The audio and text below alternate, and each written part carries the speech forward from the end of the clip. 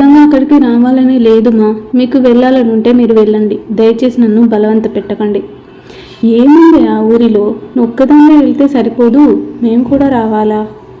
మీరిద్దరూ రావాలి, వస్తున్నారు అంతే, మీకు వేరే ఆప్షన్ లేదు. అమ్మ కరాఖండిగా చెప్పడంతో వెళ్ళక తప్పట్లేదు నాన్నకి నాకు. వెళ్ళేది యుద్ధానికో లేక ఏ ఎగ్జామ్కో కాదు, మా మామ ఇంటికి. అమ్మకి ఉన్న ఒక్కగానొక్క అన్నయ్య ఇంటికి. నిజానికి ప్రతిసారి ఏదో ఒక వంక చెప్పి తప్పించుకుంటూనే తిరుగుతున్నాం.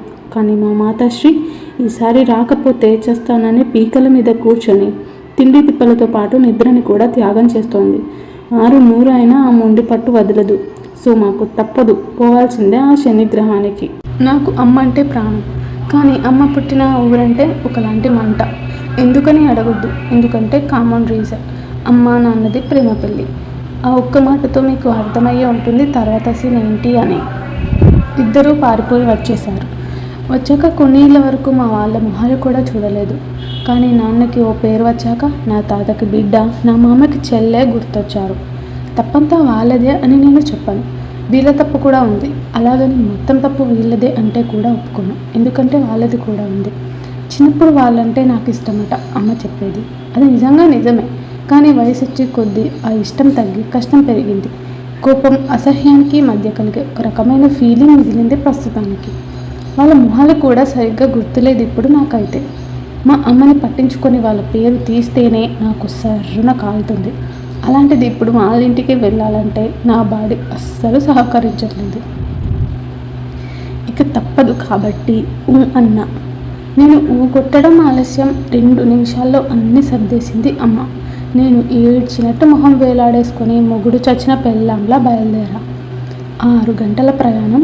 ఆలస్యమైన సూర్యుడు అస్తమించే సమయానికి చాలా అలసటగా అక్కడికి చేరుకున్నాను. పలకరింతలు పక్కన పెడితే మర్యాదలైతే బాగానే చేశారు. చుట్టాలతో ఇల్లంతా హడావిడిగా ఉంది. అన్నట్టు చెప్పలేదు కదా, మా మామగాడికి 2 కూతుళ్ళు ఉన్నారు. ఇప్పుడు వచ్చింది పెద్దదాని పెళ్ళికే. అత్త మామ నన్ను పలకరిస్తున్నా కనీసం నవ్వకుండా వచ్చేసా. ఎప్పుడెప్పుడు పోదామా అని నేను చూస్తుంటే వీళ్ళ పాత సినిమా పలకరింపులు, ప్లాస్టిక్ నవ్వులు ఇవన్నీ మనకు అనవసరం అంతే. అమ్మకి అర్థమైంది. ఏదో కవర్ చేసుకొని అసలే మనకిది అస్సలు పడని చోటు. పెళ్ళి అయ్యి మనం ఇక్కడి నుంచి బయటపడాలంటే ఇంకా వారం పట్టుద్ది. ఈ గ్యాప్లో నేను నోరు తెరిస్తే ఏ గొడవ జరిగేది తెలియదు. అప్పుడు అమ్మ బాధపడుతుంది. సో ఈ వారం రోజులు చచ్చినట్టు సైలెంట్గా ఇక్కడే పడి చావాలి. కానీ వారం రోజులు ఇక్కడే ఉండి ఏం పీకాలో నాకైతే అర్థం కావట్లేదు. పాత ఇనుప సామాను తెచ్చి పడేసినట్టు నన్ను తీసుకొచ్చి ఒక గదిలో పడేశారు. బయటికి పోదామన్నా ఈ ఊర్లో మనకి ఎవ్వడూ పెద్దగా తెలిసి చావడు. కానీ ఈ గదిలో చూస్తే ముసిరే దోమలు, ముసిరే ఈగలు తప్ప ఇంకేం లేవు.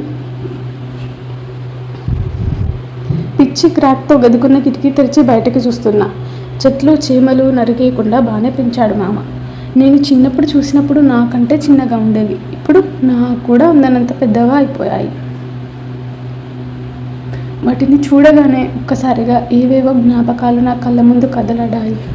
నేను లోపలికి వచ్చి తాత నాకు బాగా గుర్తు. ఈ చెట్లకు ఆయనతో పాటు నేనే నీళ్లు పోసేవాడిని.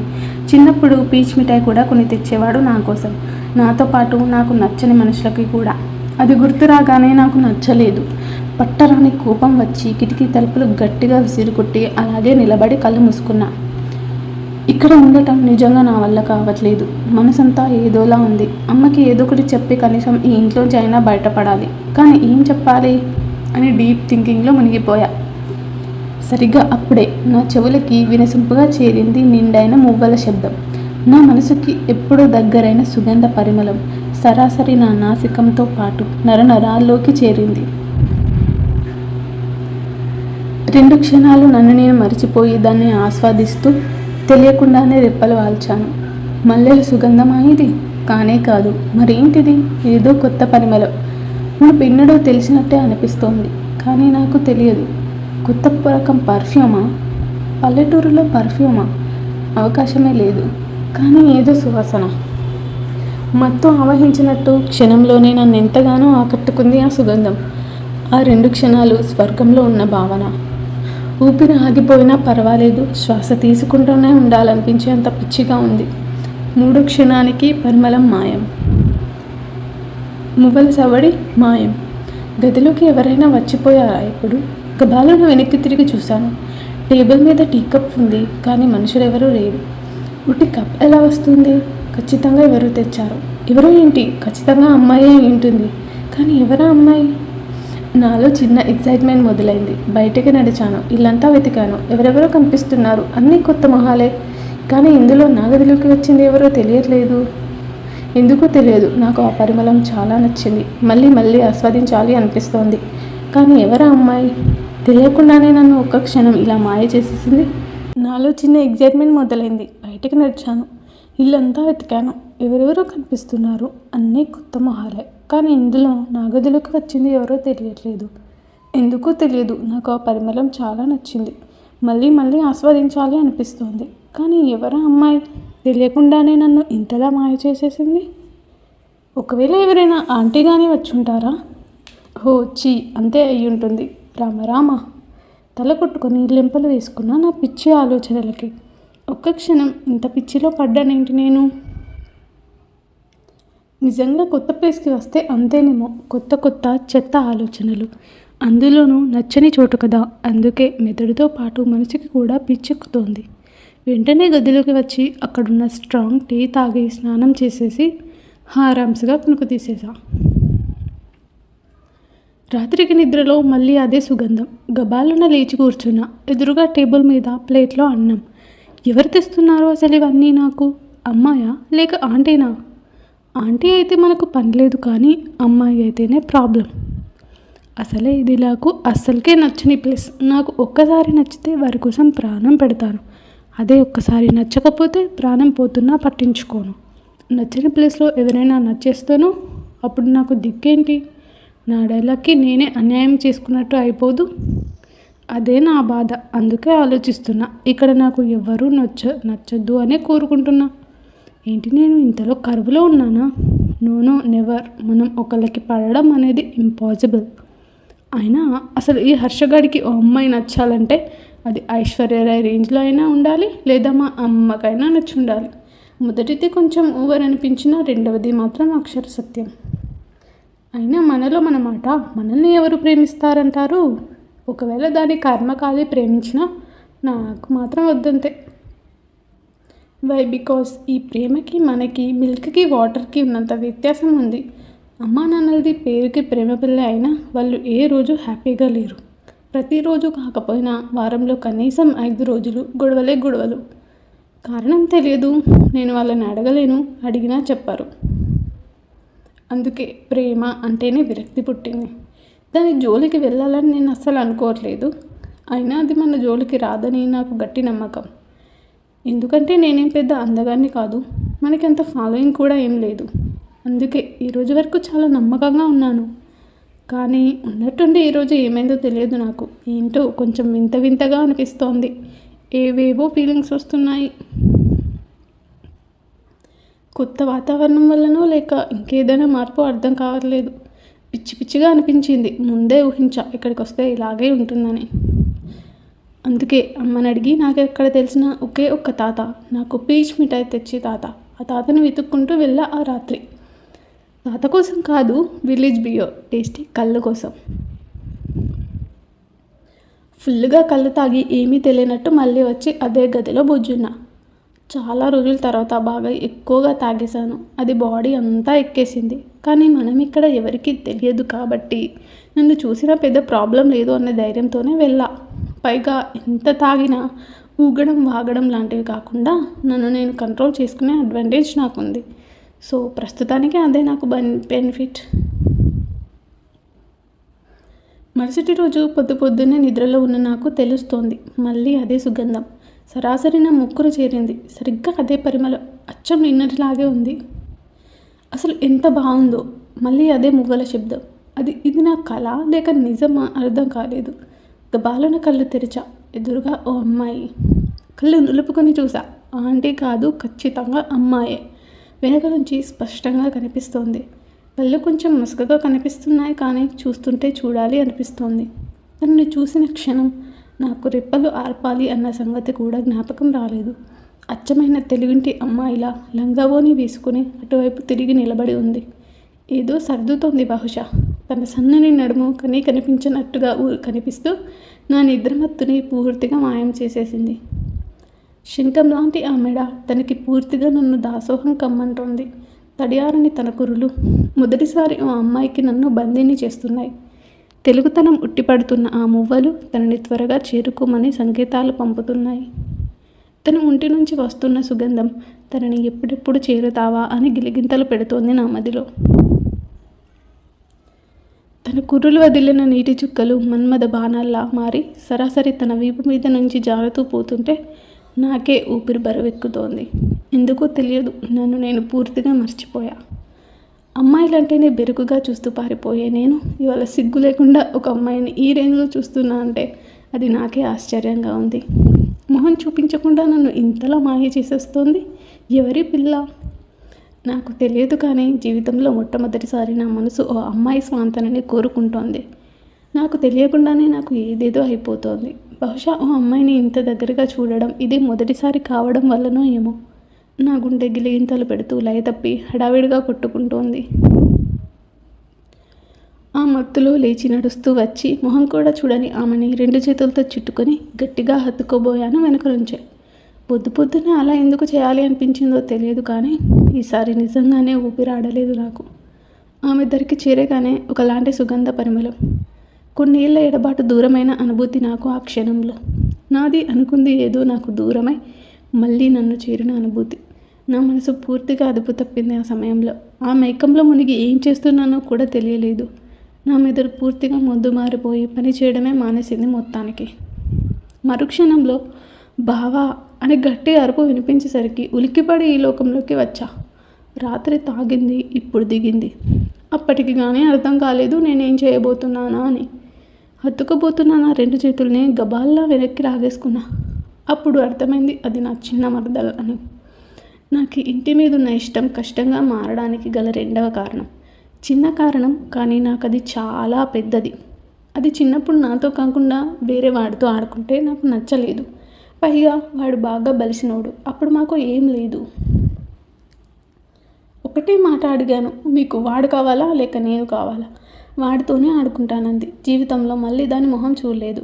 ఇన్నేళ్ల తర్వాత మళ్ళీ ఇప్పుడు ఇక్కడ ఇలా. శ్రీరామచంద్ర ప్రభు, నా జీవితం స్వాహ.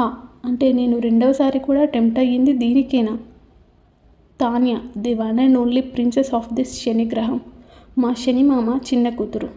నా వైపుకు తిరిగి సూటిగా నా కళ్ళల్లోకి చూస్తూ ఒకే ఒక్క మాట, బావా ఏం చేస్తున్నావు? పిచ్చి పట్టిందా నీకు? ఆల్మోస్ట్ అరిచింది. అప్పుడు పిచ్చి క్లారిటీ వచ్చింది నాకు. నేను ఏం చేశాను? అంతకు మించి ఎవరికి చేశాను? ఇది నా చిన్న మరదల్. బాబోయ్, అయినా ఇదేంటిది ఇంత అందంగా ఉంది? అసలు నేనేంటి ఎప్పుడూ లేనిది కంట్రోల్ తప్పి ఇలా చేసేసాను? అది కూడా ఒక అమ్మాయి విషయంలో. నామతి మండ. ఎవరికైనా తెలిస్తే నా గతి అదో గతే. ఎవరికైనా తెలియడం సంగతి పక్కన పెడితే ఇది ఏమనుకుంటోంది? సడన్గా నాకేమైంది? ఇంత మైండ్ లేకుండా ఎలా ప్రవర్తించాను అసలు నేను? ఏదేదో ఆలోచిస్తూ కళ్ళ ముందు ఉన్నదాన్ని పట్టించుకోకుండా దిక్కులు చూస్తున్నా. నీ క్యారెక్టర్ ఇలాంటిదే అనుకోలేదు బావా. బాగా చదువుకున్నావు, సిటీలో పెరిగావు కదా, బిహేవియర్ చేంజ్ అయి ఉంటుంది అని ఊహించాను. కానీ నువ్వు అస్సలు మారలేదు. చిన్నప్పుడు ఎలా ఉన్నావో ఇప్పుడు కూడా అలాగే ఉన్నావు. అప్పుడు అదే చిల్లర పనులు, ఇప్పుడు కూడా అవే చిల్లర పనులు. ఇంకా నయం ఎవరు చూడలేదు. చూస్తుంటే ఇప్పుడే నిన్ను మా ఇంట్లోంచి బయటకు గంటేసేవారు అని ఆగకుండా వాగుతూ పోతోంది. దాని మాటలు నాకు నచ్చలేదు. చిల్లర అన్న పదానికి నా ఈగో చాలా హర్ట్ అయింది. నేనేమైనా కావాలని చేశానా? అనుకోకుండా ఇలా జరిగిపోయింది. కానీ నాకు సర్రుమంది. జీవితంలో దీని మొహం కూడా చూడకూడదు అనుకున్నా కదా. ఇదే అని నాకు ముందే తెలుసుంటే దాని ఆస్తంతా ఇస్తానన్నా ఇలా చేసేవాడిని కాదు. అయినా ఇది ఎవరిది అసలు నన్ను అనడానికి? హర్షగాడికి నచ్చలేదు. ఘోరాతి ఘోరంగా హర్ట్ అయ్యా. మన లెవెల్ ఏంటో దీనికి తెలియాల్సిందే. Excuse me miss, I'm so sorry అండి. అనుకోకుండా పట్టుకున్నాను. నిజంగా మీరని చూసుకోలేదు. నా గర్ల్ఫ్రెండ్ వెనుక నుంచి అచ్చం మీలాగే ఉంటుంది. అందుకని నేను పొరపాటు పడ్డాను. దయచేసి నన్ను క్షమించండి. బాలకృష్ణ రేంజ్లో కాకపోయినా ఈ హర్షగాడి రేంజ్లో అండి మీరు అంటూ ఓ లెవెల్ పర్ఫార్మెన్స్ ఇచ్చేసా. దెబ్బకి తెల్లమొహం వేసింది పిచ్చిది. బావా నన్ను అండి అంటున్నావు ఏంటి? అంది అసలు విషయం మర్చిపోయి. ఎక్కడ తగలాలో అక్కడే తగిలిందిరా దీనికి అనుకున్నా. నాకు కావాల్సింది కూడా అదే కదా మరి. మీరు ఎవరో నాకు తెలియదు, అందుకే అన్నానండి. పరిచయం లేని వాళ్ళతో మాట్లాడే అలవాటు నాకు లేదు. ఇంకా పట్టుకునే అలవాటు ఎలా ఉంటుందండి? దయచేసి అర్థం చేసుకొని తప్పుగా అనుకోకండి, నన్ను క్షమించండి. మాట్లాడుతూనే దాని నుంచి దూరంగా జరిగిపోయా. అప్పటికే వింతగా చూస్తోంది నా మాటలకి. మీరు క్షమించానని చెప్తే నేను కాస్త వెళ్ళి నా పని చూసుకుంటాను అన్నాను కావాలనే. ఇంకా మాట్లాడేది అయిపోయింది అన్నట్టుగా. దాని మొహంలో ఫేస్ ఎక్స్ప్రెషన్ చేంజ్ అయింది. బావా, నీకు నిజంగానే నేను గుర్తులేనా? ఎందుకు అండి మీరు అని కొత్తగా మాట్లాడుతున్నావు? నేను బావా, తాన్య. చిన్నప్పుడు మన ఇద్దరం కలిసి ఆడుకుందాం కదా. అక్క, నువ్వు, నేను మంచి ఫ్రెండ్స్ కదా మన ముగ్గురం. ఆహా, అచ్చా, అంతేనా? అసలు క్యాండిడేట్నే మర్చిపోయిందే. అయినా ఇదెప్పుడు మర్చిపోతుంది? వాడు మాకంటే స్పెషల్ కదా, ఇంకా ఎక్కువ గుర్తుపెట్టుకొని ఉండుంటుంది వాణ్ణి. దొంగ మొహంది. అంటే మీరు అని ఆలోచిస్తున్న లెవెల్లో బిల్డప్ ఇస్తున్నా నేను.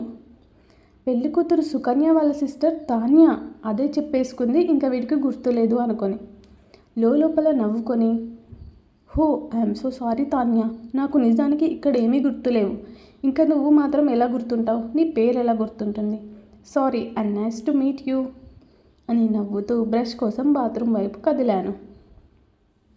లేకపోతే దొంగ మొహంది నన్ను చిల్లర అంటుందా? దాని ఇంట్లోంచి గింటేస్తోంది అట. పెద్ద దానికే ఉందా ఇల్లు? ఇప్పుడు ఏడ్చి చచ్చిపోతుంది చూడు. హహహ, ఏదో సాధించిన వాడిలా యాహూ అనుకుంటూ బాత్రూంలోకి దూరిపోయా. హర్ష వెళ్ళిపోయినా కూడా అతను వెళ్ళిన వైపే బొమ్మలా చూస్తూ నిలబడిపోయింది తాన్య. కళ్ళ నిండా నీళ్లతో. నీకు బుద్ధి లేదు తాన్య.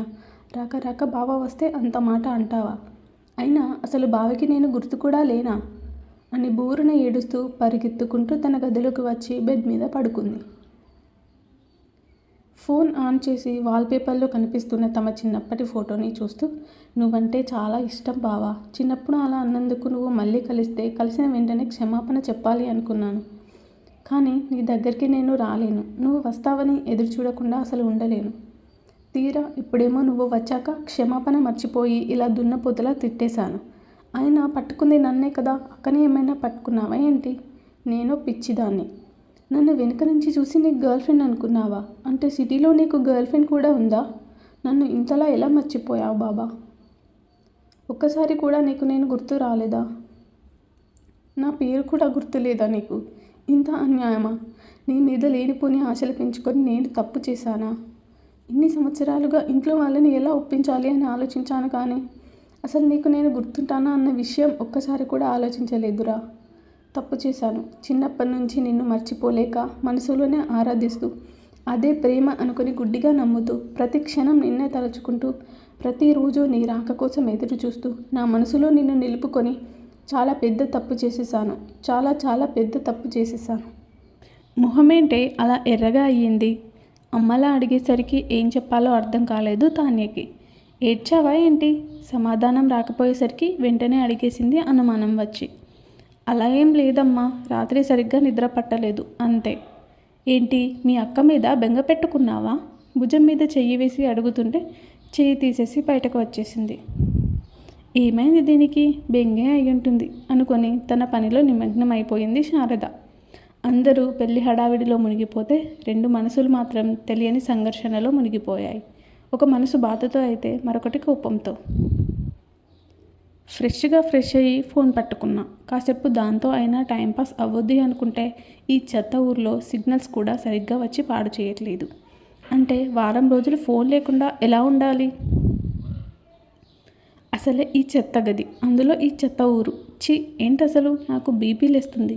ఏదైతే అదే అయ్యింది. ఇప్పుడే పోయి అమ్మకి చెప్తా. నేను ఇంకొక క్షణం కూడా ఇక్కడ ఉండను. ఆవేశంగా లేచి పరుగులాంటి నడకతో వంటింట్లో ఉన్న అమ్మని చేరుకున్నా. అమ్మా, నేను మన ఇంటికి వెళ్ళిపోతున్నా. పెళ్ళయ్యేదాకా నువ్వు నాన్న జాగ్రత్త. అదే జాగ్రత్తగా రండి పెళ్ళయ్యాక చెప్పేసి వెనక్కి తిరిగా వెళ్ళిపోవడానికి. ఒరేయ్, ఏంట్రా అంత మాట అనేసావు? పెళ్ళికి ఉంటానని చెప్పావు కదా, మళ్ళీ ఏమైంది ఇప్పుడు? కంగారుగా చూస్తూ మాట్లాడింది అమ్మ. ఏంటి ఉండేది? ఎవడైనా ఉంటాడా ఇక్కడ? నేను గట్టిగా అనేసరికి దెబ్బకి అమ్మ కళ్ళలోకి నీళ్లు చేరాయి. నా వల్ల అమ్మ బాధపడకూడదు అని ముందే డిసైడ్ అయ్యాను కాబట్టి కోపం కాస్త కంట్రోల్ చేసుకొని, అది కాదు మా, ఈ ఊర్లో ఉండటం కష్టం. ఇక్కడ మొత్తానికి సిగ్నల్సే రావట్లేదు. నేనేమో స్కైప్లో అయినా కవర్ చేయొచ్చు అనుకున్నాను. తీరా ఇక్కడ చూస్తే అసలు సిగ్నల్స్ లేవు. ఆఫీస్లో మీటింగ్స్ ఉన్నాయమ్మా. ఇక్కడ ఉండటం అంటే కష్టం నాకు అన్నాను తాపిగా నడుం మీద చేతులు వేసుకొని అబద్ధం చెప్పేస్తూ. అమ్మ దీనంగా మొహం పెట్టి నా వంక చూసింది. మీకు కావాల్సింది సిగ్నల్సే కదా బావా, అయితే తాన్యతో వెళ్ళండి, అది మీకు చూపిస్తుంది. సుకన్య నోట్లోంచి వచ్చిన మాటకి నాతో సహా నన్నే చూస్తున్న శని చిన్న డాటర్ కూడా షాక్. అమ్మకి ఇంకా మంచి వంక దొరికేసింది. మంచి నాని కదా, ఈ వారం రోజులు ఎలాగోలా సర్దుకోరా, నా బుజ్జి కదా, నా చిన్న బంగారం కదా, చెప్పినట్టు వింటాడు నా కొడుకు. నేను సరే అని కూడా అనక ముందే మెటికలు విరిచి ఫిక్స్ చేసేసింది సునీతమ్మ. ఇంకా మా అమ్మ ప్రేమకి అడ్డు చెప్పడం అంటే అది నా వల్ల కాని పని. ఇక ఎటు చూసినా నో రూట్స్. బిక్కమొహం వేసుకొని సుకన్య వంక చూశాను. తాన్య, వెళ్ళి బావకి సిగ్నల్స్ వచ్చే ప్లేసెస్ చూపించు, పాపం బావకి అర్జెంట్ మీటింగ్స్ ఉన్నాయి అంట, త్వరగా వెళ్ళు. సుకన్య అంటే ఆ చిన్నదానికి భయం అనుకుంటా. అది చెప్పగానే అలాగే తలూపింది. అది ముందు నడుస్తుంటే నేను వెనక నడుస్తున్నా. పక్కింటి టెర్రస్ మీదకే అనుకుంటా. ఏదో గుర్తొచ్చినట్లు ఉన్నపలంగా ఆగిపోయి, బావా నీకు నేను నిజంగా గుర్తులేనా? మెట్లు ఎక్కుతూ సగం తల తిప్పి చూస్తూ అడిగింది. హో, దీనికి బాగానే తగిలినట్టుంది. ఎవరికి పడితే వారికి అబద్ధం చెప్పే అలవాటు నాకు లేదు. నిజంగానే గుర్తులేవు. నా మనసులో ఉన్నది బయటికి చెప్పేశా. నా మాటల్లోని అంతరార్థం అర్థమయ్యేసరికి ఎందుకలా అన్నానా అని తల కొట్టుకున్నా. కానీ దానికి అర్థం కాలేదు. మొహం అటు తిప్పేసుకుంది. టెర్రస్ పైకి తీసుకెళ్ళింది. ట్యాంక్కి గోడకి మధ్య ఒక చిన్న గ్యాప్. అక్కడి వరకు వస్తే తప్ప అది ఉన్నట్టు ఎవరికీ తెలియదు. ఏంటి ఇక్కడ ఇంత చిన్న గ్యాప్లో నేనెక్కడ పడతాను? సీరియస్గా అరిచాను దాని మొహం చూసి. గ్యాప్ చిన్నదే అయినా సిగ్నల్ బాగా వస్తుంది బావా, కావాలంటే ఒకసారి చెక్ చేసుకో. ఫోన్ తీసి చూసా. అది చెప్పినట్టే ఫుల్ సిగ్నల్. అమ్మయ్య, ఇంకా చాలు, మొత్తానికి ఆ ఇంట్లోంచి బయటపడ్డా. ఇంకా సిగ్నల్ వంక పెట్టుకొని ఈ వారం రోజులు ఇక్కడే ఉంటే కథం. వెళ్ళి గ్యాప్లో సెటిల్ అయ్యా. పూల కుండీలు, కూరగాయల చెట్లు, మొత్తానికి టెర్రస్ అంతా నిండిపోయిన చెట్లతో భలే ఉంది సీనరీ చూడ్డానికి. కానీ ఎండే ఓ రేంజ్లో దంచుతోంది. నాకు ఎండ అస్సలు పడదు. ఏంట్రా, నువ్వు మా సినిమామ ప్లేస్ కబ్జా చేసావా ఏంటి? కోపంగా తలెత్తి నాలో నేనే ఏదో వాగుతూ ఉంటే అక్కడే నిలబడి నన్నే చూస్తోంది ఆ దయ్యం. ఏంటి అన్నాను కళ్ళు ఎగరేసి. ఏం లేదు బావా, నీకు ఇక్కడ ఓకే కదా? ఒకవేళ సిగ్నల్ కరెక్ట్గా లేకపోతే వేరే ప్లేస్ చూపిద్దామని. బాగానే వచ్చి చేస్తుంది. మీ ఊర్లో ఉన్న ఒకగానొక మంచి ప్లేస్ ఇదే. ఎంతైనా మీ ఊరే కదా, అందుకే మీ నాన్న లేని లోటు ఆ సూర్యుడు తీర్చేస్తున్నాడు అన్నాను కోపంగా. మధ్యలో మా నాన్న ఏమన్నాడు బావా నిన్ను? మిమ్మల్ని ఎంత బాగా చూసుకుంటున్నా నువ్వే కావాలని కూడా ఓవర్ చేస్తున్నావు. వచ్చేటప్పుడు పలకరిస్తే కనీసం నవ్వకుండా పోయావు.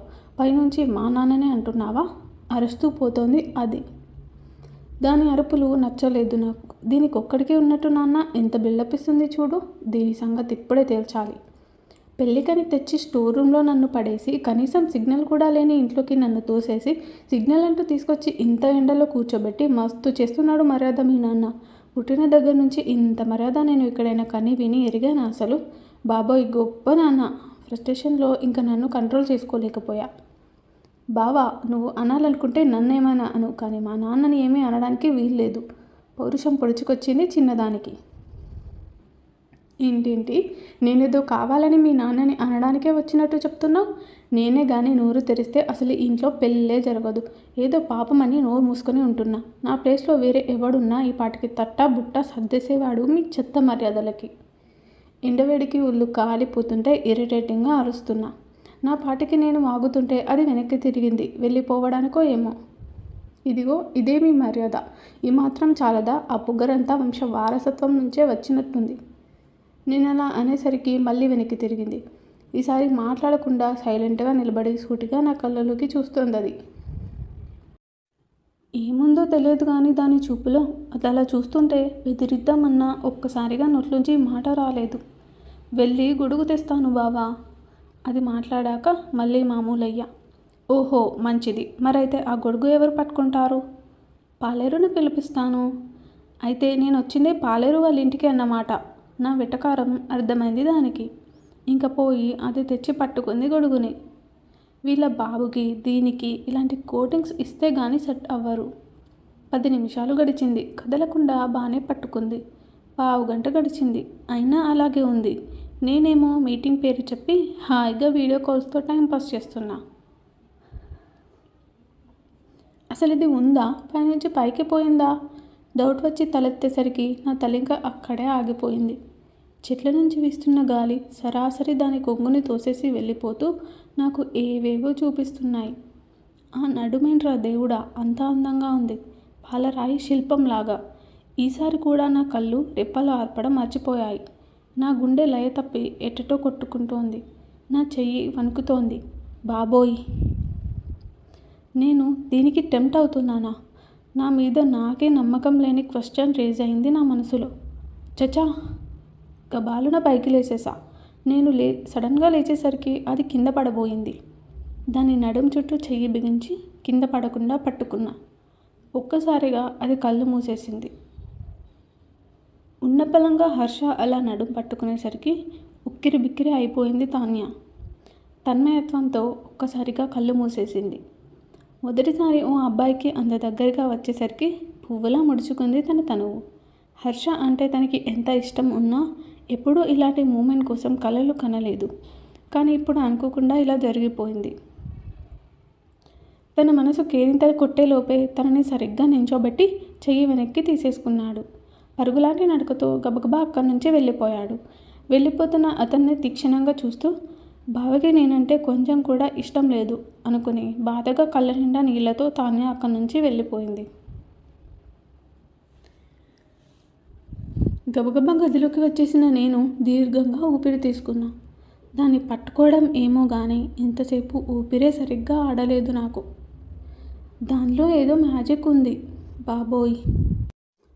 చిచి, అయినా నేనేంటి అసలు ఇలా ఆలోచిస్తున్నా? పోయి దాన్నే పట్టుకున్నా. కొంపదీసి అది పోయి శనిమామకి చెప్పదు కదా. చెప్తే ఇంకా చచ్చానే. ఏం పీకుతాడు, మహా అయితే గెటౌట్ అంటాడు, అంతే కదా. మనకు కావాల్సింది కూడా అదే కదా. చెప్పుకుంటే చెప్పుకొని లైట్ తీసుకొని హాయిగా కూర్చున్నా. కానీ లోపల కొంచెం అంత టెన్షన్ అలాగే ఉండిపోయింది. ఎందుకంటే ఇప్పటి వరకు ఏ ఒక్క అమ్మాయి విషయంలో నాకు ఇలా జరిగింది లేదు. నిన్నేమో అలా, ఈరోజేమో ఇలా. చూస్తుంటే నాకు ఇక్కడ బాగానే మూడినట్టుంది. అందుకే ముందు నుంచి మొత్తుకుంటూనే ఉన్నా. ఇక్కడికి వస్తే నిజంగానే శని చుట్టుకుంది. ఈ ఇల్లే శని, మా మామే శని జేజ. తిట్టుకుంటూనే ఏం చేయాలో తోచక మళ్ళీ నిద్రావస్థలోకి దూరిపోయా. మధ్యాహ్నం అమ్మొచ్చి లేపింది. తిన్నా, మళ్ళీ పడుకున్నా. సాయంత్రం డిస్టర్బెన్స్ ఆఫ్ ఇండియా వచ్చిందనుకుంటా. నాకు తెలిసింది. ఇంకా లేచేసా. టీ, స్నాక్స్ ఉన్నాయి. చచ్చిన శవాన్ని చూసినట్టు చూస్తూ కూర్చున్నా వాటిని. సీరియస్లీ ఇంకొక 10 రోజులు ఇక్కడే ఉంటే నేను పిచ్చివాణ్ణి అయిపోతాను. డౌట్ లేదు, ఐఎమ్ ష్యూర్. ఆ టీ కూడా తాగాలనిపించలేదు. ఇరిటేషన్ వస్తుంది నాకు ఇక్కడ. ఏదో ఒకటి చేసి నేను ఇక్కడి నుంచి బయటపడాలి. కానీ ఏం చేయాలి? పద్మాసనంలో కూర్చుని దీర్ఘంగా ఆలోచించసాగాను. ఐడియా. ఓ కాలో చెయ్యో విరగొట్టుకుంటే? ఎస్. ఐడియా రావడంతో లేచి అటూ ఇటూ తిరుగుతున్నా. అమ్మ వచ్చిన ప్రతి ఒక్కరు ఈ గాయం గురించి అడుగుతుంటే నాకు ఎలాగో ఉంది. నేను మన ఇంటికి వెళ్ళిపోతాను. ఆన్సర్ కూడా రెడీ చేసి పెట్టుకుని ఏం చేసుకోవాలా అని ఆలోచిస్తున్నా. Accident? Yes, good idea. Idea రాగానే సంతోషంతో ఎగిరి దునుకుతుంటే కాలు వెళ్ళి మంచానికి తాకేసింది ఫ్లోలో. దెబ్బకి దేవుడు కనిపించాడు. ఓలమ్మో, ఓరినాయనో, చచ్చానే. నొప్పికి అరుస్తూ కాలు పట్టుకొని నన్ను నేను ఓసారి చూసుకున్నా. దీనికే ఇంత నొప్పిగా ఉంటే ఇంతకంటే పెద్ద గాయాలంటే నేను చచ్చి బ్రతకాల్సిందే. వామ్మో, నా వల్ల కాదు. ఇక్కడ ఉండడం కూడా నా వల్ల కాదు. కానీ ఏం చేయాలి? ఆలోచిస్తూ బయటకు వచ్చాను. ఎవరి బిజీలో వాళ్ళు ఉన్నారు. అమ్మ దగ్గరికి వచ్చి, అమ్మ నాకు బైక్ కావాలి, కాసేపు బయటికి వెళ్ళి వస్తా, అదే గదిలో ఉంటే నాకు బోర్గా ఉంది అని చెప్పా. 2 నిమిషాల్లో కీస్ తెచ్చి నా చేతిలో పెట్టింది. నేను ఇక్కడ ఈ వంకతో మళ్ళీ ఇల్లు అంటానేమో అని. హర్ష 2 నిమిషాలు. నేను కీస్ పట్టుకొని తిప్పుతూ వస్తుంటే శనిగారి వైఫ్ నన్ను ఆపింది. తాన్య, ఒసై ఇట్రా, దాన్ని పిలుస్తోంది. ఇప్పుడు అదెందుకు రా దేవుడా, నన్ను ఆపి దాన్నెందుకు పిలుస్తోంది? మ్యాటర్ అర్థం కాలేదు నాకు. చెప్పమ్మా అని గబగబా ముందుకు వచ్చి నిలబడింది. బావ బయటికి వెళ్తున్నాడు. నువ్వు మంగమ్మ గారి ఇంటి వరకు వెళ్ళి రేపు ఉదయం అక్కని పెళ్లి కూతుర్ని చేయడానికి రమ్మని గుర్తు చేసిరా. బాబు హర్ష, దాన్ని కాస్త అక్కడ దింపేసి వెళ్ళు, నీకు పుణ్యం ఉంటుంది. అవతల చాలా పనులున్నాయి, తప్పుగా అనుకోకుండా దయచేసి దిగబెట్టు చెప్పేసి వెళ్ళిపోయింది అత్త. నేను దాన్నే తీక్షణంగా చూస్తుంటే అది కూడా నన్ను అలాగే చూస్తోంది. వీడు తీసుకెళ్ళడా అని దాని అనుమానం. నాకు అర్థమైంది. కానీ దానిలాగా నేనేం చాడిస్ని కాదు. బయటికి వచ్చి బైక్ స్టార్ట్ చేశా. వచ్చి నా భుజం మీద చెయ్యి వెయ్యాలా వద్దా అన్నట్టు ముందుకు వెనక్కు తెస్తూ ఎక్కకుండా అలాగే నిలబడింది. ఎక్కే ఉద్దేశం ఉందా లేదా అరిచాను వెనక్కి తిరిగి. ఉంది బావా ఇన్నోసెంట్గా చెప్పేసి భుజం మీద చెయ్యి వేసి ఎక్కి కూర్చుంది. భలే క్యూట్గా అనిపించింది అదంతా ఇన్నోసెంట్గా చెప్పేసరికి. బయటికి నవ్వలేదు కానీ లోపల నవ్వుకున్నా. ఇక దాన్ని దింపేసి నేను అలా తిరిగేసి పూర్తిగా చీకటి పడ్డాక శనిగ్రహానికి వచ్చేసా. ఎందుకో తెలియదు, ఇంట్లోకి రాగానే దానికోసమే చూశాను, కానీ అది కంటికి కనిపించలేదు. సర్లే అనుకుని తినడానికి వచ్చాను. తింటున్నంతసేపు అబ్జర్వ్ చేస్తూనే ఉన్నా ఇల్లంతా. అందరూ కనిపిస్తున్నారు కానీ ఇది ఎక్కడ వెళ్ళిందో అర్థం కావట్లేదు. ఒకవేళ పడుకుందేమో అనుకుని సైలెంట్గా తినేసి వెళ్ళిపోయా. కానీ దానికోసం ఎందుకు వెతుకుతున్నానో అర్థం కావట్లేదు నాకు. ఫోన్ పట్టుకున్నా, మళ్ళీ నో సిగ్నల్స్. కాసేపు పైకి వెళ్ళొద్దాం అనుకొని టెర్రస్ మీదకి వెళ్ళా ఫోన్ పట్టుకొని. నేను వెళ్ళేసరికి సడన్గా అక్కడ దయ్యాల రూదన. ఓరి నాయనో, ఇక్కడ దయ్యాలున్నాయా? భయంగా అడుగులు ముందుకు వేస్తూ టార్చ్ ఆన్లో పెట్టుకొని నెమ్మదిగా ట్యాంక్ వెనక్కి వచ్చాను. తాన్య అక్కడే ఉందని సడన్గా నా మనసుకు ఎందుకో అనిపించింది. వెంటనే తాన్య అని పిలిచాను. అది తలెత్తి టకటకా కన్నీళ్లు తుడిచేసుకుంది. అప్పటికి నేను చూసేయడంతో నాకు ఉక్కిరి బిక్కిరి అయిపోతుంది. దాని కళ్ళల్లో నీళ్లు చూసేసరికి నా మనసంతా ఏదోలా అయిపోయింది. ఏమైందే, ఇక్కడికి వచ్చి ఏడుస్తున్నావు? నా భావం కనిపించకుండా నార్మల్గా అడిగాను. ఏం లేదు బావా, ఇదిగో నాకు సీరియల్స్ అంటే అస్సలు పడవు. మళ్ళీ ఒకే ప్రశ్న అడగాలంటే నాకు చిరాకు దొబ్బుతుంది. సూటిగా ఏం జరిగిందో చెప్పు. నిజంగా ఏం లేదు బావా అనేసి గబాలున లేచి అక్కడి నుంచి వెళ్ళిపోయింది. ఒక్కసారిగా చెయ్యి పట్టుకొని నా మీదకి లాగేసుకున్నాను. సరాసరి వచ్చి నా ఒడిలో ఒదిగిపోయింది. బావా అని కంగారుగా దూరంగా జరగగానే ఏం జరిగిందో అర్థమై నేను సైలెంట్ అయిపోయా. అది మళ్ళీ ఏడుపు అందుకుంది. దాని చెయ్యి పట్టుకొని కిందకి లాగి నిదానంగా కూర్చోబెట్టి దాని మొహాన్ని నా 2 చేతుల్లోకి తీసుకున్నా. తలెత్తి నా కళ్ళని సూటిగా చూస్తుంటే దానికి ఏడుపు ఆగట్లేదు, ఇంకా ఎక్కువగా ఏడుస్తోంది. మన అనుకున్న వారి దగ్గరే మనం ఎంత కంట్రోల్ చేసుకోవాలి అనుకున్నా మన ఫీలింగ్స్ తాగలేవు, ఆటోమేటిక్గా బయటికి వచ్చేస్తాయి. ఇప్పుడు ఇద్దరి పరిస్థితి అలాగే ఉంది. ఇంకా నేను నా మనసులో మాటలు దాచాలి అనుకోలేదు. నువ్వు ఇలా ఏడుస్తుంటే నాకు పిచ్చెక్కిపోతుందే, ప్లీజ్ ఏడవకుండా ఏమైందో చెప్పు అన్నదాని కళ్ళలోకి చూసి. అది ఏడుస్తూ ఒక్కసారిగా 2 చేతులతో నన్ను గట్టిగా హత్తుకుంది. ఆ క్షణంలో నేను కోమా లాంటి స్టేజ్లోకి వెళ్ళిపోయా. ప్రాణం ఉంది కానీ ఊపిరి ఆడుతుందా లేదా అన్నట్టుగా ఉంది నా పరిస్థితి. నా మనసు పూర్తిగా అదుపు తప్పేసింది. అదే ఏడుపు కంటిన్యూ చేస్తూ, బావా ఆ మంగమ్మ గారికి ఒక కొడుకున్నాడు. వాడు అస్సలు మంచివాడు కాదు. ఎప్పుడూ నన్ను అదోలా చూస్తాడు. సిటీలో జాబ్ కోసం ట్రై చేస్తున్నాడు. అప్పుడప్పుడు ఇంటికి వస్తూ ఉంటాడు. ఈరోజు నువ్వు నన్ను అక్కడ దింపేసి వచ్చాక వాళ్ళ ఇంట్లోకి వెళ్ళగానే మంగమ్మ గారు ఇంట్లో లేరు, తర్వాత వస్తారని చెప్పి నన్ను కూర్చోబెట్టి ఎక్కడెక్కడో తాకుతూ అని వెక్కి ఏడవసాగింది. అప్పటికే నా పిడికిలి బిగుసుకుంది కోపంతో. ఎందుకు వస్తుందో తెలియదు కానీ వాన్ని ఈ క్షణమే నరికి కాకులకి గద్దలకి వేసేయాలి అన్నంత కోపం వస్తుంది.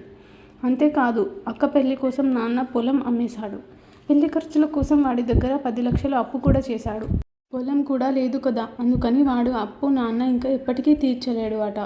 నేను ఈరోజు రాత్రి 11 గంటలకి వాళ్ళ కొబ్బరి తోటికి వస్తే ఇంకా మా నాన్న వాడి అప్పుని ఎప్పటికీ తీర్చక్కర్లేదు అని చెప్పాడు అని వెక్కుతూ చెప్పింది. అదలా హత్తుకొని చెప్తుంటే ఓవైపు నా మనసు తలకిందులు అయిపోతోంది, మరోవైపు అది చెప్తున్న విషయానికి బ్లడ్ అంతా కోపంతో బాయిల్ అయిపోతుంది. ఇంకా అలా వెక్కుతుంటే చూస్తూ ఊరుకోలేకపోయాను. నేను కూడా చెయ్యి వేసి పట్టుకున్నాను ఓదార్పుగా. నేను అలా చెయ్యి వేయగానే దాని ఏడుపు ఆపేసింది. ఆ పని కాస్త ముందే చేసుంటే అయిపోయేదేమో అనుకున్న మనసులో. ఒసే పిచ్చి పిల్ల, దీనికి ఎవరైనా ఇంతలా ఏడుస్తారా? ఇంత చిన్న విషయానికి ఇలా ఏడవాలా అన్నాను దాన్ని కూల్ చేయడానికి. నన్ను వదిలి దూరంగా జరిగి చివుక్కన చూసింది. ఇది చిన్న విషయమా అన్నట్టు. కరెక్టే, ఇది చిన్న విషయం కాదు. కానీ ప్రతిదానికి ఇలా ఏడుస్తూ కూర్చోకూడదే పిచ్చిదానా. ఏడిస్తే మనుషులకే కాదు ప్రాబ్లమ్స్కి కూడా చులకన అయిపోతాం. అవి ఇంకా ఇంకా మనల్ని ఈడిపిస్తూనే ఉంటాయి. అందుకే స్ట్రాంగ్గా ఉండాలి ఎప్పుడు, సరేనా? నేను చెప్పగానే అని తలూపింది. నేను పైకి లేచి దా అన్న చెయ్యి పట్టుకొని. ఎక్కడికి బావా, ఇంకా 11 కాలేదు కదా అంది. ఆ మాటకి నవ్వాలో ఏడవాలో అర్థం కాలేదు నాకు. దాని తల మీద ఒక్కటి పీకి, నీ ఎడ్డి మొహం, ఇందుకే వాడు బాగా ఆటలాడుతున్నాడు. ఇంత పిచ్చిదానివేంటి నువ్వు? నేను అలా అంటుంటే మళ్ళీ ఏడుపు మొహం పెట్టేసింది. ఎందుకో తెలియదు, దాన్ని అలా చూడలేకపోతున్నాను నేను. దాని కళ్ళల్లో నీళ్లు చూస్తుంటే నాకు ఏదోలా అనిపిస్తోంది. సరే కానీ ముందు ఆ ఎక్స్ప్రెషన్ మార్చి పద అన్నా. ప్రపంచంలో దాని ప్లేస్లో ఎవరున్నా ఎక్కడికి బావా అన్న కామన్ క్వశ్చన్ అడుగుతారు. కానీ అది మాత్రం వెంటనే ముందుకు నడుస్తుంది. ఎక్కడికని అడగవా అన్నా నేనే. నువ్వు పదమన్నావు కదా బావా అంది నవ్వుతూ. బాబోయ్, ఇదేంటిది ఇంత ఇన్నోసెంట్గా ఉంది. నేను రమ్మంటే వచ్చేయడమేనా? ఎందుకని అడిగే పని లేదా అడిగాను ఆశ్చర్యంగా. అంటే బావా, ఇప్పుడు నువ్వు ఏదో ఒక మిరాకిల్ చేసి హీరోలాగా ఫైట్ చేస్తావేమో అనుకున్నా అంది చిన్నపిల్లల. నేను వెనక్కి తిరిగి, హలో మేడం గారు, నేనేం హీరోని కాదు. నువ్వేదో ఎక్స్పెక్ట్ చేస్తున్నావు కానీ నాకంత సీన్ లేదు. వాడెవడో ఏంటో ఎలా ఉంటాడో కూడా నాకు తెలియదు. డైరెక్ట్గా వెళ్ళి హీరోలా ఫైట్ చేయడానికి నేనేమన్నా ఫైట్ మాస్టర్నా లేక డబ్ల్యూడబ్ల్యూడబ్ల్యూ ఛాంపియన్నా? నేను మాట్లాడుతుండగానే వాడు చాలా లావుగా ఉంటాడు బావా. నువ్వు ఛాంపియన్వో కాదో నాకు తెలియదు కానీ నువ్వు నిజంగా హీరోవే బావా, నీకేం తక్కువ అంది మధ్యలోనే. అది చెప్తుంటే ఒక్క క్షణం ఆగిపోయా. మొదటి మాటకి నవ్వొచ్చినా దాని మనసులోంచి వచ్చిన మాటలు విన్నాక ఆ మాటల్లో ఇంకేదో అర్థం ఉన్నట్టు అనిపించింది నాకు. ఎందుకంటే నన్ను హీరో అంది. నా మీద నాకే లేని నమ్మకం దానికేంటో అర్థం కావట్లేదు. ఇప్పుడు నువ్వు పొగిడావని నేను తాడి చెట్టు ఎక్కి వాడిని కొడితే వాడు నన్ను కొబ్బరి చెట్టు ఎక్కించి మరీ చితకబాది 10 రోజుల దాకా లేవకుండా చేస్తాడు. అసలే వాడు లావు అంటున్నావు, నాదేమో బక్కపలచని ప్రాణం. అన్నన్ని సాహసాలు చేయడం నాతోని కాదు అనగానే, మరెందుకు బావా ఇప్పుడు పోదామన్నావు చిన్న బోయి అడిగింది. ఇలా అడిగావు బాగుంది, పద చెప్తా అనేసి నవ్వాను. అమ్మకి చెప్పిరా నా బావా? మీ అక్కకి, మీ చుట్టాలకి, మీ ఊరు వాళ్ళందరికీ, పక్కూరి వాళ్ళకి కూడా చెప్పిరా పోవే. నేను కోపంగా కసరగానే దెబ్బకి కామైంది చిన్నది. ఈ సమయంలో ఎవరై ఉంటారు అనుకుంటూనే ఆగకుండా మోగుతున్న తలుపుల శబ్దానికి వడివడిగా గుమ్మం దగ్గరికి వచ్చింది మంగమ్మ. ఇది వాళ్ళ ఇల్లు బావా, కొబ్బరి తోట కాదు అని కంగారుగా చెప్తున్న చిన్నదాని నెత్తిన ఒక్కటి ముట్టాను. ఇంత తింగరదానివేంటే నువ్వు? నేను లేకపోతే ఇంత కూడా ఆలోచించకుండా కొబ్బరి తోటికి పోయేదానివి కదనే. దాని మీద కసురుతున్న వాడిని కాస్త తలుపు తెరుచుకునేసరికి సైలెంట్ అయ్యాను. ఎవరు లైట్ వేస్తూ అడుగుతున్న మంగమ్మ గారి మొహంలోకి చూస్తూ, మీ కొబ్బరి తోటకి వెళ్ళాలండి, ఒకసారి నాతో పాటు రండి వీలైనంత శాంతంగా అన్నాను ఆవిడతో. ఎవర్రా నువ్వు, ఇంత అర్ధరాత్రి పూట వచ్చి కొబ్బరి తోట గిబ్బరి తోట అని తిక్కగా వాగుతున్నావు అని కొంగు దోపుతుంటే ఆవిడ ఏం చేయబోతుందో అర్థమై మమ్మీ అని ఒక్క ఉదుటిన వెళ్ళి చిన్నదాని వెనక్క దాక్కున్న బిక్క మొహం వేసుకొని, మంగమ్మత్త, నేను తాన్య, తను మా బావ హర్ష. ఉడుక్కుంటూ వచ్చిన దాని గొంతుకి మాటకి నిదానించి వెనక్కి తగ్గి, ఓసి తాన్య, నువ్వైనా ఆ ముఖం ముందు చెప్పొద్దా అబ్బాయి? కొద్దిగుంటే ముఖం పచ్చడయ్యేది. అయినా ఏంటే ఇంత అర్ధరాత్రి పూట ఇట్లా వచ్చారు అని కొంగు దించి మర్యాదగా అడిగింది. చిన్నదాని వెనక నుంచి ముందుకొచ్చి ఇంకా నేను అందుకున్నా. అది కూడా నాతో పాటు అందుకొని వాడు చేసినవన్నీ పూసగుచ్చినట్టు చెప్పుకొచ్చింది. నేను చెప్పినప్పుడు ఆవిడ నమ్మలేదని ఆ మొహం చూస్తేనే అర్థమైంది. చిన్నది చెప్పినాక తలుపు దగ్గరేసి ఆవేశంగా ముందుకు నడిచింది. ముగ్గురం కొబ్బరి తోటకి చేరుకున్నాక వాడికి కనిపించకుండా దాక్కుని తాన్య వంక తిరిగి వెళ్ళు అన్నా దాని మొహం చూస్తూ. బావా అని బిక్కముఖం వేసింది అది. మంగమ్మ గారు ఇక్కడే ఉన్నారు కదా, నువ్విక వెళ్ళు, ఏం చేయాలో అది చెయ్యి, మిగతాది ఆవిడ చూసుకుంటుంది అని చెప్పాదానికి. ఇంకా అది నా మొహం చూసి ధైర్యంగా ముందుకు నడిచింది. అది వెళ్ళగానే దాని ఓని పట్టి లాగబోతున్న వాడి చెయ్యి పట్టి ఆపి చెప్పు తీసుకొని కొట్టింది. అప్పటిదాకా అది నిజమా అబద్ధమా అన్న చిన్న సందిగ్ధంలో ఉన్న మంగమ్మకి కూడా అది తొలగిపోయి కన్నీళ్లతోనే ఆవేశంగా ముందుకు దూకింది. కొడుకని కూడా చూడకుండా చెడామడా వాయిస్తూ వాడికి ఏ రేంజ్లో తగిలితే బుద్ధి వస్తుందో అంతకంటే డబుల్ రేంజ్లో హైడోస్ ఇచ్చి వాడిని నేలకి ఒరగబెట్టింది. కాసేపు రొప్పుతూ ఆయాసం తీర్చుకొని వచ్చి తాన్యకి క్షమాపణ చెప్పింది వాడి తరపు నుంచి. ఇంకోసారి ఇలా జరగదని భరోసా కూడా ఇచ్చింది. ఇంక నేను దాన్ని చెయ్యి పట్టుకొని తీసుకొచ్చేసా అక్కడి నుంచి. థ్యాంక్స్ బావా అని అది అంటుంటే, నువ్వు నిజంగానే తింగరి మేలానివే, అసలు నేనేం చేశానని నాకు థ్యాంక్స్ చెప్తున్నావు పిచ్చిదానా అని బైక్ ఎక్కి స్టార్ట్ చేశా. నువ్వే నా పక్కన లేకపోతే ఆవిడకి నేను ఇంత ధైర్యంగా ఏం జరిగిందో చెప్పేదాన్ని కాదు, వాడిని అలా చెప్పుతో కొట్టేదాన్ని కూడా కాదు. నీ పక్కనుంటే ధైర్యంగా ఉంటుంది బావా అని నా నుంచి చూపు తిప్పకుండా ఒక ఫీల్తో చెప్పడం బైక్ అద్దంలో నుంచి చూసా నేను. ఓసి పిచ్చి మల్లక్క, అది శతమానం భవతి సినిమా నుంచి కాపీ చేసిన ఐడియానే, దీనికే ఇంప్రెస్ అయిపోయినావా ఏంది అని నవ్వాను గట్టిగా. అది వర్కౌట్ చేయడం కూడా రావాలి కదా బావా అంది అదే చూపు మెయింటైన్ చేస్తూ. దాని చూపుకి నేను నవ్వు ఆపేసి వెంటనే చూపు తిప్పేశాను. ఆ కళ్ళలో ఏదో ఉంది మరి, అది అలా సూటిగా చూస్తుంటే ఒకలాంటి ఫీలింగ్ నన్ను డిస్టర్బ్ చేస్తోంది. సడన్గా ఏమనిపించిందో నన్ను గట్టిగా హగ్ చేసుకుంది.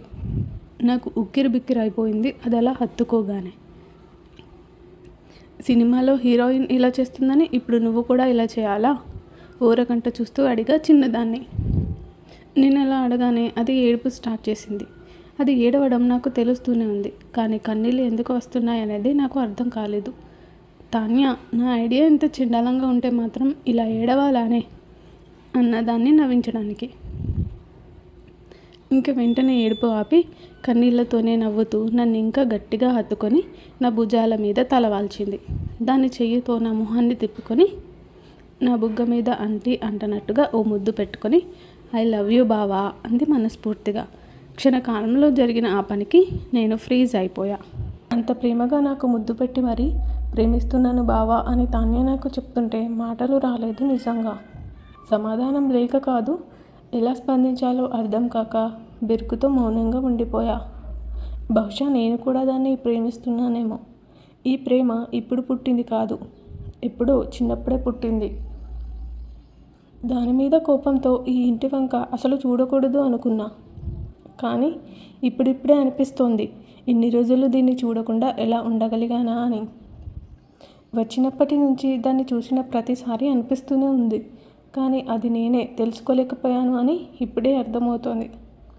నేను ఏదేదో ఆలోచిస్తూ మౌనంగా ఉండేసరికి నా కళ్ళల్లోకి సూటిగా చూస్తూ, ఇదేంటి నిజంగానే పిచ్చిది ఉంది, నేనేదో పిచ్చి ఐడియా ఒకటి ఇస్తే దీనికే పడిపోయి ప్రేమిస్తున్నా అంటోంది, దీనికి మెదడు పనిచేయటం లేదేమో అనుకుంటున్నావా బావా అంది నన్నే చూస్తూ. నేను మళ్ళీ అంతే మౌనంగా చూస్తూ నిలబడ్డాను. ఈ ప్రేమ ఇప్పుడు పుట్టింది కాదు బావా, కొన్ని సంవత్సరాల క్రితమే ఎప్పుడో చిన్నప్పుడే పుట్టింది. నువ్వు గొడవపడి వెళ్ళిపోయినప్పటి నుంచి నిన్ను ఎంత మర్చిపోవాలి అనుకున్నా రోజు రోజుకి ఆ ప్రేమ మరింత పెరుగుతూనే ఉంది తప్ప కాస్తంత కూడా తగ్గలేదు. అది నీ మహిమో లేక ప్రేమ గొప్పతనమో తెలియదు కానీ బావా, నిన్ను తలుచుకొని రోజంటూ నా జీవితంలో లేనే లేదు. నువ్వు రాని ఊహ అంటూ నాకు ఉండనే ఉండదు. ఏ పని చేసినా, ఎక్కడికి వెళ్ళినా, ఎలాంటి పరిస్థితి అయినా నువ్వే గుర్తొస్తావు. బావా ఇప్పుడు ఏం చేస్తున్నాడో, ఎలా ఉన్నాడో, తిన్నాడో లేదో, పడుకున్నాడో పడుకోలేదో, ఇలా ప్రతి క్షణం నా ఆలోచనలంతా నీ గురించే. నా మనసులో మొత్తం నువ్వే నిండిపోయావు బావా. తెలుసా బావా, నేను నీకు గుర్తులేనని చెప్పినప్పుడు నాకెంత బాధేసిందో, కానీ ఈరోజు నా కోసం ఇదంతా చేశాక ఇంకా నా మనసు ఎగిరి గంతులు వేస్తుంది ఇప్పుడు. అందుకే నా మనసులో మాటలు దాగలేకపోయాయి, నీ మీదున్న ప్రేమని దాచుకోలేకపోయాను. ప్రాణంగా ప్రేమిస్తున్నాను బావా నిన్ను, ఇంతకంటే చెప్పడం నాకు రాదు. నా కళ్ళలోకి సూటిగా చూస్తూ చెప్పేసి బైక్ దగ్గరికి వచ్చి నిలబడింది. నేను పరుగున దాని వెనకే వచ్చి, ఏంటి కనీసం నా సమాధానం ఏంటని తెలుసుకోవా అన్నాను కోపంగా. ప్రేమిస్తున్నాను అని చెప్పాను బావా, తిరిగి ప్రేమించమని అడగలేదు, అడగని కూడా. నువ్వు నన్ను ప్రేమించకు, పర్లేదు, నేనే నిన్ను ప్రేమించుకుంటాను అంది ఏడుస్తూ. ఇప్పుడు ఎందుకు ఏడుస్తున్నావే, నా సమాధానం కూడా నువ్వే డిసైడ్ చేసేసుకున్నావా అన్నాను కోపం వచ్చేసి. నీ సమాధానం నాకు తెలుసు బావా, నీకు గర్ల్ ఫ్రెండ్ ఉందని. అందుకే నిన్ను ప్రేమించమని నేను అస్సలు బలవంత పెట్టను. ఫోర్స్ చేస్తే పుట్టేది ప్రేమ కాదు, అది మనసులో పుట్టాలి, దానంతటా అదే పుట్టాలి అంది కన్నీళ్లు తుడుచుకుంటూ. మళ్ళీ వెంటనే పదవా బావా, ఇక వెళ్దాం, చాలా లేట్ అయిపోయింది, ఇంట్లో ఎవరైనా చూస్తే పెద్ద ప్రాబ్లం అవుతుంది అంది. నాకు ఆనందపడాలో బాధపడాలో అర్థం కాలేదు ఆ నిమిషంలో. కానీ అది నన్ను ఇంత ప్రేమిస్తుందని తెలిసాక నా మనసు ఎన్ని కేరింతలు కొడుతోందో.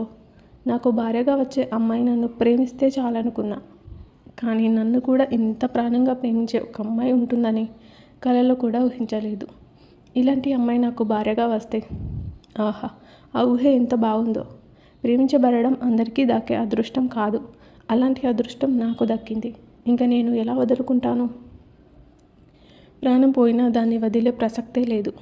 అది నా మరుదల్ తాన్య అంటే ఇక నుంచి ఈ హర్షగాడి ప్రాపర్టీ. నేను ఫిక్స్ అయిపోయా అంతే.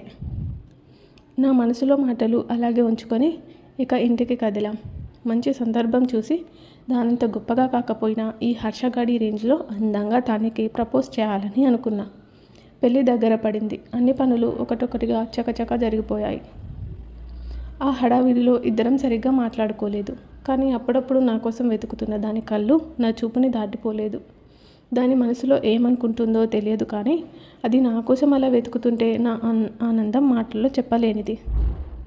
ఇక్కడికి రాకపోయి ఉండుంటే ఏం మిస్ అయ్యేవాడినో నాకు చాలా క్లియర్గా అర్థమవుతోంది. వచ్చి ఎంత మంచి పని చేశానా అనిపిస్తుంది. ఈ వారం రోజుల్లో నాకు నేనే కొత్తగా కనిపించసాగాను. మెల్లిమెల్లిగా ఆ చెత్త రూమ్ కూడా పిచ్చి పిచ్చిగా నచ్చేస్తోంది. అస్సలు మాట్లాడకూడదు అనుకున్న శని మామతో నేనే వెళ్ళి పలకరించి మరీ మాట్లాడుతున్నా. ఒక మామతోనే కాదు, కనిపించిన వాళ్ళందరినీ పలకరిస్తూ పెళ్లి పనుల్లో సహాయం చేస్తూ నా వంతు ఇష్టాన్ని బయటకు తీస్తున్నా. అమ్మ ఆశ్చర్యపోయింది నా ప్రవర్తనకి. తీరా పెళ్లి రోజు రానే వచ్చింది. ఆకాశంలోని నక్షత్రాన్ని తీసి దానికి దష్టి చుక్క పెట్టాలనిపించేంత అందంగా ఉంది ఆ రోజు. నిజంగా నా శని మామ చాలా అదృష్టవంతుడు. ఇంతటి సుందరమైన, మహోన్నతమైన, అద్భుతమైన, అరవిందమైన సృష్టికి మూలం ఆయనే కదా. అందుకే నేను కూడా ఎక్కడో మర్చేసుకొని పుట్టేశా. నాకు తెలియకుండానే దాని మనసులో ప్లేస్ కబ్జా చేసేసా కదా. అందుకు అది నన్ను ప్రేమిస్తుందని ఆలోచిస్తేనే నాకు నేనే గొప్పగా కనిపిస్తున్నా. ఇంతటి అదృష్టం నాకు తప్ప మరెవరికి రాదేమో అన్నట్టు అనిపిస్తుంది. సుకన్య పెళ్ళి జరిగిపోయింది. అప్పగింతలతో అందరూ ఏడుపుల్లో మునిగిపోయారు. అది కూడా ఏడుస్తోంది. కానీ అది అలా ఏడుస్తుంటే నేను చూడలేకపోయాను. కానీ వెళ్ళి ఓదార్చలేను. అలా అని దాన్ని అలాగే చూస్తూ కుదురుగా నిలబడలేకపోతున్నాను. ఇంకా టెర్రస్ పైకి వెళ్ళిపోయాను. చల్లని గాలి జోరున వీస్తుంటే అక్కడి నుంచి కిందకి చూస్తూ నిల్చున్నాను. ఏ ఆటంకం లేకుండా చాలా ఘనంగా, సంతోషంగా పెళ్లి జరిగిపోయింది. ఊరేగింపు మొదలైంది. నేను వెళ్ళి ట్యాంక్ వెనుక కూర్చున్నా. 2 నిమిషాల తర్వాత అది నా దగ్గరికి వచ్చింది. 2 నిమిషాలకు అది నా దగ్గరికి వచ్చింది. అది రాగానే నేను లేచి నిలబడ్డాను. ఒక్కడివే ఏం చేస్తున్నావు బావా ఇక్కడ? అడిగింది నా మొహంలోకి చూస్తూ. మీ అక్క వెళ్ళిపోయిందా? సమాధానం ఇవ్వకుండా మరో ప్రశ్న అడిగాను నేను. వెళ్ళిపోయింది. ఈరోజు అది వెళ్ళిపోయింది, రేపు నువ్వు కూడా వెళ్ళిపోతావు. ఇంకేంటి అంది కళ్ళల్లో నీళ్లతో. కళ్ళ నిండా నీళ్లతో సూటిగా నా కళ్ళలోకి చూస్తూ అది మాట్లాడుతుంటే దాని గొంతులో బాధ స్పష్టంగా వినిపిస్తోంది నాకు. ఒక్క క్షణంలో నాకు ఏడుపు వచ్చేసింది. నేనెందుకు ఏడుస్తున్నా అసలు? నా కోసం ఏడ్చే అంత ప్రేమ ఒకరికి ఉంది అంటే ఈ హర్షగాడు ఎంత అదృష్టవంతుడు. ఇంకా ఏం మాట్లాడకుండా దాని దగ్గరికి జరిగి దాని చుట్టూ చేతులు వేసి గట్టిగా పట్టుకున్నా. అది ఏడుస్తూ నా జుట్టులోనికి వేలు దూర్చి పట్టుకొని మరో చేత్తో నా భుజం దగ్గర షర్టు పట్టుకొని మెడ మీద ముద్దు పెట్టేసింది. ఈ క్షణం ఇలాగే ఆగిపోతే బాగుండనిపించింది నాకు. నేను ఇక్కడ దూరం అయిపోతానేమోనన్న బాధతో ఇంకా గట్టిగా హత్తుకొని నన్ను వదలకుండా పట్టుకుంది. నా ప్రాణం పోతే తప్ప దాన్ని వదలలేను అన్న సంగతి దానికి అర్థం కావట్లేదు ఆ బాధలో. Daughter of Shani, will you marry me అన్నా నవ్వుకుంటూ. నేను అడిగింది దానికి అర్థం కాలేదు అన్న సంగతి నాకు అర్థమైంది. నెమ్మదిగా చేతులు తీసేసి ఆశ్చర్యంగా నా వంక చూస్తూ నిలబడింది. డాటర్ ఆఫ్ శని మామ, మిస్ తాన్య కృష్ణమూర్తి గారు నన్ను పెళ్లి చేసుకుంటారా అన్న దాని గడ్డం పట్టుకొని. నేను అడిగింది అప్పుడు అర్థమైంది దానికి. ఆశ్చర్యంతో మాటలు రాలేదు. నోటికి చెయ్యి అడ్డు పెట్టుకొని బొమ్మలా బిగుసుకుపోయింది. సంతోషంతో కళ్ళ నిండా నీళ్లు తిరుగుతున్నాయి దానికి. చెప్పు, చేసుకుంటావా అన్నా మళ్ళీ నన్ను చూసి ఏడుస్తూ. మరి నీ ప్రియసఖి, అదే మీ గర్ల్ ఫ్రెండ్ మరి అంది మొహం తిప్పేస్తూ. నువ్వే నా ప్రియసఖివే పిచ్చి మొద్దు. నా మొహానికి నువ్వు కాకుండా ఇంకెవరు పడతారే? నేను చెప్పగానే పిచ్చి దానిలా నమ్మేశావు అనగానే దాని మొహంలో ఒకలాంటి వెలుగు. నా మరదల పిల్లకి తప్ప ఈ ప్రపంచంలో ఇంకా ఏ అమ్మాయికి నేను హీరోని కాదు అన్నా వెంటనే. ఈసారి దాని మొహం చిన్నబోయింది. 2 క్షణాల తర్వాత దాని ఎల్మని శబ్దం. చెంప మీద చెయ్యి వేసి పట్టుకున్నా. నా చెంప చెల్లుమంది. అదే కొట్టింది నన్ను. ఎందుకు కొట్టిందో అర్థం కాక ఈసారి నేను బిక్కమొహం వేశాను. బద్మాష్గా ఈ 2 ముక్కలేదో ముందే చెప్పుంటే హ్యాపీగా అక్కపెళ్ళి ఎంజాయ్ చేసేదాన్ని కదరా. నువ్వు ఇక్కడ దూరం అయిపోతావోనన్న బాధతో ఏడ్చి ఏడ్చి నా క్యూట్ ఫేస్ని ఖరాబ్ చేసుకున్నా అంది కన్నీళ్లు తుడుచుకుంటూ. ఇప్పుడు మాత్రం క్యూట్గా లేవని ఎవరన్నారు? నువ్వు ఎక్కడ తిట్టేస్తావోనని ఆగుతున్నా కానీ లేదంటే ఈ పాటికే అని ఆగిపోయా మధ్యలోనే. నేను ఆపగానే లేదంటే ఏంటి బావా ఈ పాటికే ఏం జరిగేది అని అడిగేది క్యూరియస్గా. అది మాటల్లో చెప్పేది కాదులే అని పక్కకి తిరిగిపోయా. ఏంటి బావా అది? నాకు కంగారుగా ఉంది. పోనీ చూపించేదా? పర్లేదు చూపించు బావా, నేనేం తిట్టను, నిజంగా ప్రామిస్ అంది అమాయకంగా. ఇది తెలిసి అడుగుతుందో తెలియక అడుగుతుందో నాకు తెలియదు కానీ అదంత క్యూట్గా అడుగుతుంటే ఇంకా నా ప్రేమని దాచుకోలేకపోయాను. అమాంతం దాని మొహాన్ని నా 2 చేతుల్లోకి తీసుకొని తలని కొద్దిగా వంచి దాని పెదాలు అందుకున్నాను.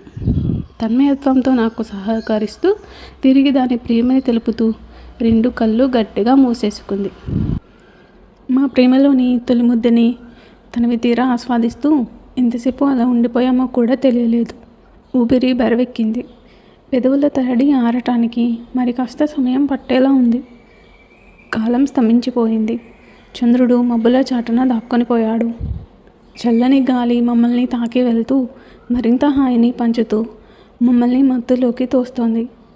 ఇలాంటి రోజు, ఇలాంటి సమయం, ఇలాంటి ఏకాంతం ఈ క్షణం మళ్ళీ మళ్ళీ రాదు. మనల్ని ప్రేమించేవారు దొరకటమే కష్టం.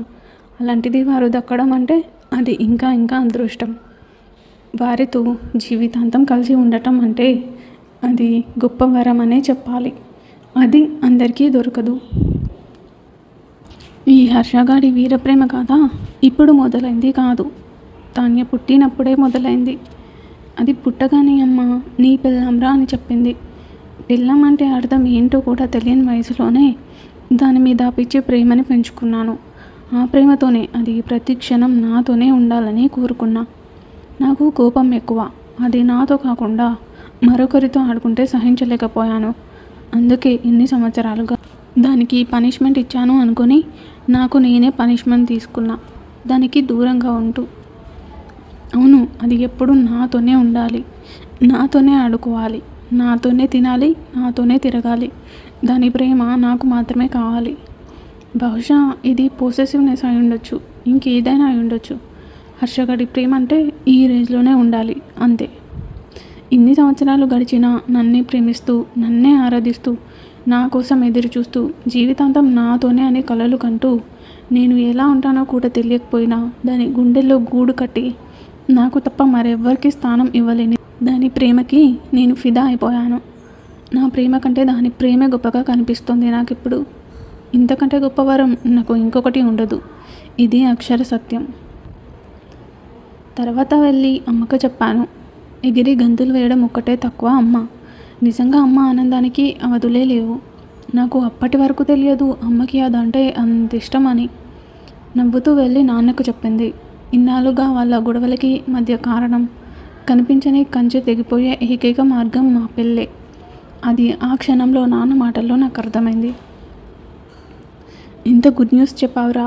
ఇక నుంచి మీ అమ్మని తన పుట్టింటికి పంపించడానికి నాకు ఎలాంటి అభ్యంతరం లేదు. పరువు అంటూ మీ అమ్మని అనకూడని మాటలన్నీ అంటూ ఉండేవారు. ఇప్పటికి వాళ్ళు మీ అమ్మని ఒక్క మాట కూడా అనలేరు.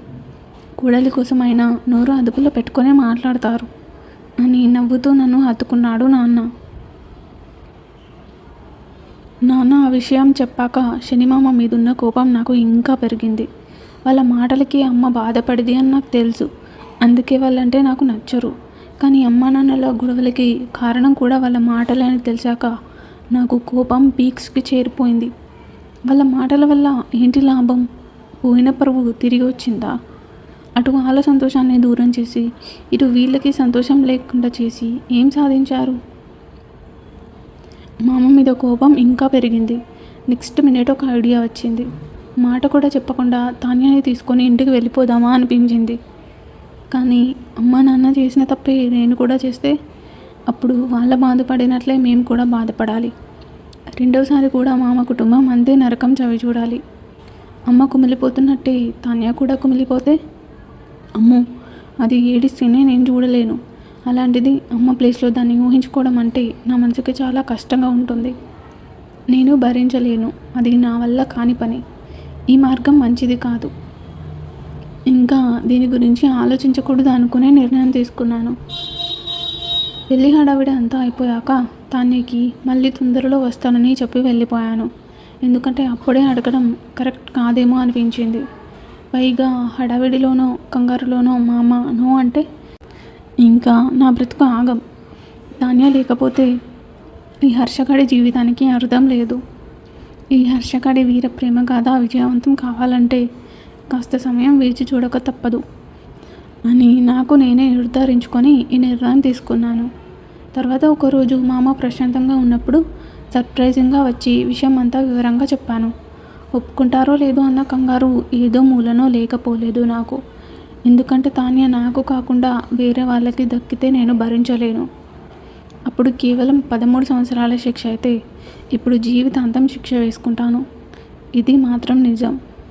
నేను విషయం చెప్పగానే మా అమ్మ తాన్య వంక చూశాడు. నా మనసులో ఎలాంటి కంగారు ఉందో దాని మొహంలో అంతే కంగారు తలదించుకుంది భయంతో. తాన్య ఇలా రా అన్నాడు ఆయన పక్కన చోటు చూపిస్తూ. అది కూర్చోగానే హర్షబాబు అంటే నీకు ఇష్టమే నాన్న అంది ఆయన ప్రశ్న కూడా పూర్తి కాకముందే తొందరలో. నవ్వేశాడు ఒక్కసారిగా. అది తల కొట్టుకుంది. అమ్మయ్య అనుకున్నా. ఇద్దరికీ ఒకేసారి ప్రాణం లేచి వచ్చినట్టు అయ్యింది. నిజంగా మీ అత్తయ్య మనసు తెలుసుకోకుండా ఒకసారి తప్పు చేశాను. ఇప్పుడు నీ విషయంలో అలా జరగనివ్వను. నిజం చెప్పాలంటే నువ్వు పుట్టినప్పుడే నేను మీ అమ్మ కలిసి తీసుకున్న నిర్ణయం ఇది. కావాలంటే ఒకసారి మీ అమ్మని అడుగు అనగానే ఇద్దరం అత్తయ్య వంక చూసాం. అంత ధైర్యంగా నీ పైకెక్కి వెళ్ళమని చెప్పానంటేనే అర్థం నా కూతుర్ని నీకు ఎప్పుడో ఇచ్చేశాను అని. నువ్వు అడిగినా అడగకపోయినా ఇంకో 6 నెలల్లో ఇదే మాట మేమే అడుగుండేవాళ్ళం. నవ్వుతూ అత్తయ్య మాట అనగానే నాకు ప్రాణం గాల్లో లేచినట్లయింది. తాన్య మిసెస్ హర్ష ఎప్పుడో అయిపోయిందా? అమ్మ నాకు చెప్పిన అదే మాట అత్త మామ కూడా అనుకున్నారు అన్నమాట. కానీ సరైన సమయం కోసం ఎదురు చూస్తూ ఎవరి మనసులో మాటను బయట పెట్టలేదు. ఇంకా తాళి కట్టడం ఒక్కడే తదుపరి. అది పూర్తిగా నా సొంతం అయిపోయినట్లే అని నాకు అర్థమైపోయింది. తర్వాత అమ్మా నాన్నల్ని పిలిపించి ఒక మంచి ముహూర్తం పెట్టించాడు మామ ఆలస్యం లేకుండా. మా శనిమామ చేసిన అతిపెద్ద మంచి పని ఆయన కూతుర్ని నాకిచ్చి కట్టబెట్టడం. అన్నిటికీ మించి పిల్లని ఇస్తున్నాడు కదా, ఇంకా సంతోషంగా నా కాళ్ళు కడిగి నీళ్లు నెత్తిన చల్లుకున్నాడు. నా ఈగో ఫుల్గా సాటిస్ఫై అయింది ఆ నిమిషంలో. నా శనిమామకి నాకంటే పర్ఫెక్ట్ అల్లుడు ఎన్ని లోకాలు వెతికినా దొరకడు కదా మరి. మొత్తానికి అంగరంగ వైభవంగా మా పెళ్లి జరిగిపోయింది. తాన్యకి ఈ హర్షగాడికి వివాహం జరిగిపోయింది. మా వీర ప్రేమ గాథ మరొక మెట్టు ఎక్కి విజయవంతంగా వీర వివాహ గాథని పూర్తి చేసుకుంది. ఇక ఇప్పుడే మొదలైంది ఈ హర్షగాడి వీర వివాహానంతర గాథ. నా పిచ్చిదాంతో కొంచెం పిచ్చి పిచ్చిగా, ఇంకొంచెం కోపంగా, ఇంకా ఎక్కువ ప్రేమగా, అంతకుమించి చెప్పలేనంత ఆనందంగా మారింది ఈ హర్షగాడి జీవితం. ఎంతైనా మా శనిమామ కూతురా మజాక. నా మామ పేరు నిలబెట్టింది. ఒక మంచి కూతురుగా, మంచి కోడలిగా, మంచి భార్యగా, ఇప్పుడు కాబోయే తల్లిగా నా పేరు కూడా నిలబెడుతోంది మిస్ తాన్య హర్షవర్ధన్. శుభం. ఈ స్టోరీ ఇంతటితో పూర్తయిపోయింది. సో మరొక స్టోరీతో మిమ్మల్ని మళ్ళీ రేపు కలుసుకుంటాను. అంతవరకు సెలవు. Thank you for watching guys. Story కనుక మీకు నచ్చినట్లయితే మన ఛానల్ని సబ్స్క్రైబ్ చేసుకొని బెల్ ఐకాన్ని ఆన్లో పెట్టుకోండి. అలాగే స్టోరీని లైక్ చేసి కామెంట్ చేసి అలాగే షేర్ చేయడం మర్చిపోకండి.